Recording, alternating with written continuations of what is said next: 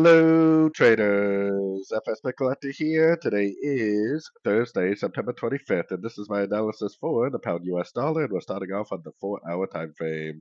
So on the 4-hour time frame, I'm very, very bearish. I think it's going to go down, take out the previous lows. I think we're in a wave C right now. I think this is the end of a wave B up here.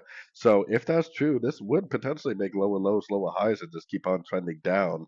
Now, I do see the possibility that this could, end up being like a ABC correction like this, and then it goes down. But the problem for me is that counter trend trading is usually what causes us to lose trades. Because if you go to the shorter time frame and try to go long thinking it's going to do this, oftentimes you're going to end up missing the short because you're trying to go long and it just keeps on going down like that and you end up losing a long opportunity.